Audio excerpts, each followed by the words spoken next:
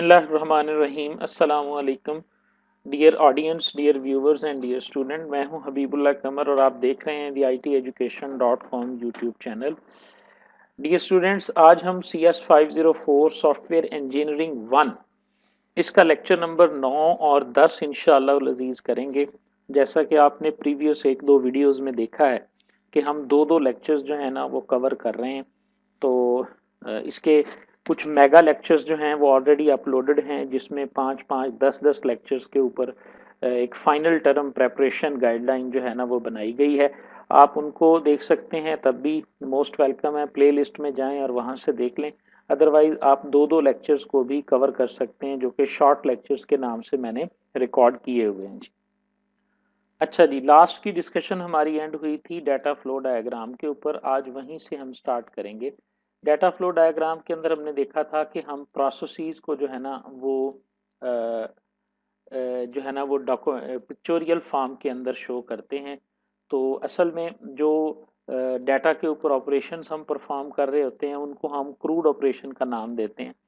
तो प्रोसेस में बेसिकली हम यही करते हैं कि हम डाटा को और स्टोर को जो है ना इसके ऊपर कोई ना कोई ऑपरेशन परफॉर्म करते हैं। Crude stands for create, read, update and delete.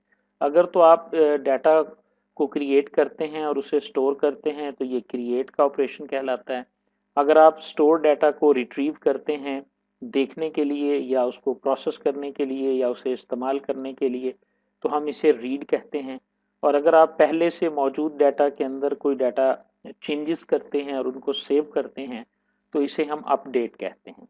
इसी तरह अगर ऑलरेडी डाटा के अंदर मौजूद है और आप उस डाटा को परमानेंटली डिलीट करना चाहते हैं, रिमूव करना चाहते हैं फ्रॉम योर स्टोर, तो डाटाबेस, आप स्टोर को डाटाबेस समझ लें, तो फिर हमारे पास जो है ना ये डिलीट कहलाता है। कुछ लोग इसे क्रड पढ़ते हैं, कुछ लोग इसे क्रूड पढ़ते हैं।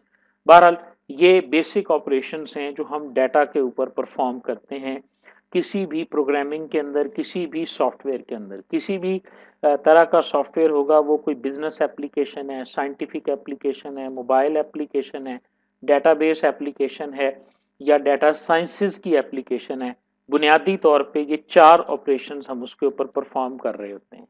तो टिपिकल प्रोसेसेस से यहाँ पर मुराद ये है कि एक डाटा फ्लो डायग्राम जो है वो हमने ये देखा कि हम प्रोसेसेस को टिपिकली मॉडल करते हैं with the help of data flow diagram. तो सवाल ये पैदा होता है कि हम किस प्रोसेस को मॉडल करेंगे और कितने बड़े प्रोसेस को जो है ना वो हम मॉडल करेंगे। ठीक है, मसलन प्रोसेस हमारे पास क्या होता है कि जिसके अंदर कोई इनपुट होगी और उसके अंदर कोई कंप्यूटेशन परफॉर्म होगी और उसके बाद उसमें से कोई ना कोई आउटपुट जो है वो हमारे पास आएगी। मिसाल के तौर पर आप एक एग्जांपल ले लें कि जी कैलकुलेट कमीशन की एग्जांपल दी हुई है कि आप उसे इनपुट करते हैं अमाउंट को और उसके बाद आप उसे कहते हैं जी इसके ऊपर हमें जो है ना वो कमीशन कैलकुलेट करके दे दिया जाए। तो आपने इनपुट भी किया और उसके ऊपर कंप्यूटेशन चली और उसने हमें कमीशन कैलकुलेट करके दे दिया। तो हम इसे कहेंगे कि ये कैलकुलेट कमीशन का एक प्रोसेस है। ठीक है, और प्रोसेस जो होते हैं ये बड़े भी हो सकते हैं। मिसाल के तौर पे जिसके ऊपर डिसीजन मेकिंग लेवल के प्रोसेसेस भी हो सकते हैं कि जी सेल्स एप्लीकेशन है, आप उसके ऊपर डिटरमिन ये करना चाहते हैं कि हम कौन सी प्रोडक्ट को अपने एग्जिस्टिंग स्टॉक के अंदर अवेलेबल है या नहीं है और किसको हमने बाय करना है। इस तरह का जो प्रोसेस है जो आपकी इन्वेंट्री में जाता है और वहां पर देखता है कि कौन कौन सी जो आपकी प्रोडक्ट्स हैं वो अवेलेबल हैं और जिनका स्टॉक कम है, किन को आपको ऑर्डर प्लेस करना चाहिए। ये अब कमीशन के एतबार से ये थोड़ा बड़ा प्रोसेस है। ठीक है, तो आपके पास टिपिकली प्रोसेस हमारे पास क्या हो सकते हैं, उन प्रोसेसेस को हम किस तरह से डॉक्यूमेंट कर सकते हैं, मॉडल कर सकते हैं with the help of data flow diagram. तो कितने बड़े प्रोसेस को आपने डाटा फ्लो डायग्राम में शो करना है, ये आज का सवाल है।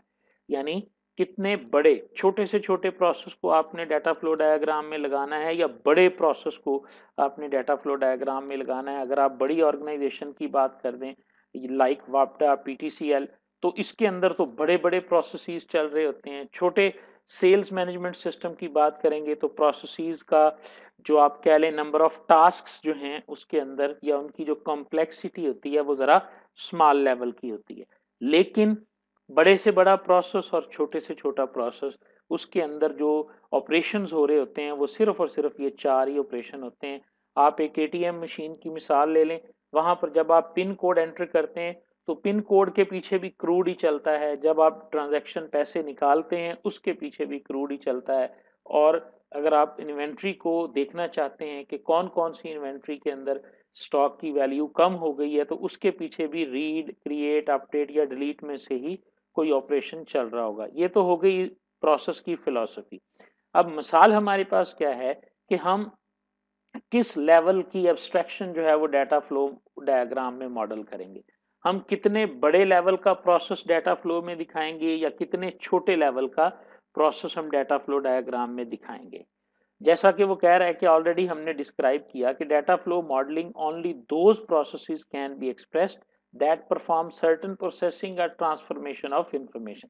एक बात तो तय है, हम डीएफडी में उस चीज को, उन टास्क्स को एज अ प्रोसेस मॉडल करेंगे जो कोई ना कोई ट्रांसफॉर्मेशन ऑफ इंफॉर्मेशन, ट्रांसफॉर्मेशन ये लफ्ज जो है ना, इसमें कैलकुलेशन भी आ गया, इनपुट भी आ गया और आउटपुट भी आ गया। अगर सिर्फ आप ट्रांसफॉर्मेशन को ही देखें तो ट्रांसफॉर्मेशन का मतलब ये होता है जब आप किसी सर्टन इनपुट को प्रोसेस करके आउटपुट में चेंज कर देते हैं तो हम कहते हैं कि हमने ट्रांसफॉर्म कर दिया है किसी इनपुट को। ठीक है, तो बेसिक यूनिट क्या है, बेसिक लेवल ऑफ एब्स्ट्रैक्शन आपका क्या है कि आप उस एक्टिविटीज को प्रोसेस डिक्लेयर करेंगे और मॉडल करेंगे डाटा फ्लो डायग्राम में जहां पे ट्रांसफॉर्मेशन ऑफ इंफॉर्मेशन हो रही है। अब सवाल ये पैदा होता है, क्वेश्चन अराइजेज ये कि हम प्रोसेसेस को किस तरह से एक्सप्रेस करेंगे। क्या हम एक सिंगल प्रोसेस जैसे कैलकुलेट कमीशन है, इतने छोटे प्रोसेस को हम कैप्चर करेंगे अपनी डाटा फ्लो डायग्राम के जरिए, या हम बड़े जो सिस्टम की, बड़े बड़े सिस्टम की फंक्शनैलिटी होती है उसको हम मॉडल करेंगे इसके जरिए। बस ये एक सवाल है और इस सवाल का जवाब डाटा फ्लो डायग्राम हमें क्या देता है कि डाटा फ्लो डायग्राम हमें कॉन्टेक्स्ट लेवल डायग्राम की मिसाल देता है कि जी आप डाटा फ्लो डायग्राम को लेवल्स के हिसाब से बना लें। आप कॉन्टेक्स्ट लेवल डायग्राम बनाएं जिसके अंदर आप हाई लेवल की जो है ना वो प्रोसेसेस दिखा दें, जिसे आप 0 लेवल कह सकते हैं, 1 लेवल कह सकते हैं। तो कॉन्टेक्स्ट लेवल के अंदर हम क्या करते हैं कि हम हाई लेवल व्यू बनाते हैं अपने सिस्टम का, जैसा कि प्रीवियस लेक्चर्स के अंदर मैंने आपको दिखाया भी था कि कॉन्टेक्स्ट फ्लो डायग्राम, कॉन्टेक्स्ट 0 क्या है, पूरे सिस्टम को दरमियान में एक सर्कल की शक्ल में शो कर दो और जो जो इनपुट उसमें आती है और जो जो आउटपुट जाती है उसको आप डायग्रामेटिकली शो कर दो, तो ये आपका कॉन्टेक्स्ट 0 लेवल हो गया। उसके बाद दूसरी चीज क्या है कि आप उसके बाद उसको डिटेल बनाना उसकी शुरू कर दो, उसको आप लेवल 1, लेवल 2, कोई भी लेवल आप बता सकते हो। उन तमाम को हम कहेंगे कि ये डिटेल्ड डाटा फ्लो डायग्राम्स हैं। इसके अंदर अब हम क्या कहेंगे, when context of a system has been captured, जब आपने कॉन्टेक्स्ट को कैप्चर कर लिया with the help of context level diagram, तब आप क्या करेंगे, आप इसे एक्सपेंड करेंगे his activities and started digging out system to the internal detail. फिर आप देखोगे कि इस पूरे सिस्टम के अंदर या पूरे सिस्टम के अंदर बड़ा प्रोसेस तो हमारे पास ये है, इसके जो सब प्रोसेसेस हैं वो क्या हैं और उनको हम फर्दर एक्सपेंड कैसे करेंगे और उनके तमाम मेजर प्रोसेसेस जो हैं वो कौन से होंगे और वो किस तरह से फंक्शनैलिटी को परफॉर्म करेंगे। जो भी डाटा फ्लो डायग्राम आपको सिस्टम की इंटरनल डिटेल्स के बारे में आप बनाते हैं उसे आप detailed level data flow diagram कह सकते हैं। इसके भी डिफरेंट लेवल है, जितनी ज्यादा डिटेल होती चली जाएगी उतना ही आप अपने सिस्टम में डीप होते चले जाएंगे। बस यही फर्क है। आपने इन दोनों पैराग्राफ को पढ़ के दो दो चार चार लाइनें खुद से देख लेनी है।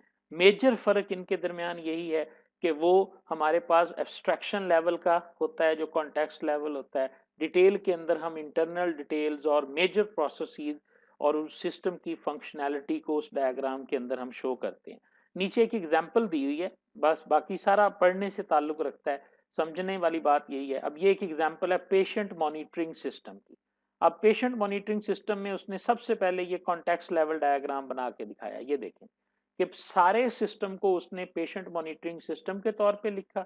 उसके बाद उसने लिखा जी एक्सटर्नल एजेंट इसके कौन कौन से हैं, पेशेंट है, नर्स है और उसके बाद ये भी एक नर्स है और ये पेशेंट की एक लॉग फाइल है जिसे हमने डाटा सोर्स कहा था। आपको याद होगा हमने डीएफडी के सिंबल पढ़े थे कि डीएफडी के अंदर इंटरनल और एक्सटर्नल एजेंट के लिए सिंबल होता है, उसके बाद उसके अंदर जो है ना डाटा फ्लो का सिंबल होता है और डाटा सोर्स का सिंबल होता है। तो ये हमारे पास डाटा सोर्स है, ये हमारे एजेंट्स हैं, इसको हमने कॉन्टेक्स्ट लेवल 0 डायग्राम बना दिया।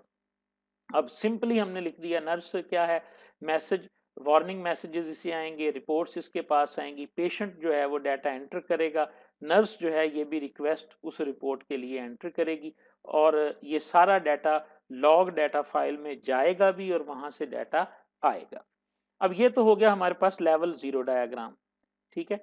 अब हम इसको थोड़ा एक्सपेंड करते हैं, एक्सपेंड करके देखें जी, ये हमारे पास नेक्स्ट एक आई जिसको आप लेवल 1 कह सकते हैं। अब इसमें ज्यादा डिटेल है। देखो जी, वो जो दरमियान वाला एक बॉक्स था उसको हमने 3 बॉक्सेस के अंदर तब्दील कर दिया, ये 3 प्रोसेस आ गए। पेशेंट जो है वो पेशेंट मॉनिटरिंग सिस्टम के अंदर लोकल मॉनिटरिंग एक प्रोसेस है वो कर सकता है। नर्स जो है वो जनरल रिपोर्ट जनरेटर को यूज कर सकती है और इसी तरह देखें डाटा सोर्स भी आपके जो है ना वो बढ़ गए हैं।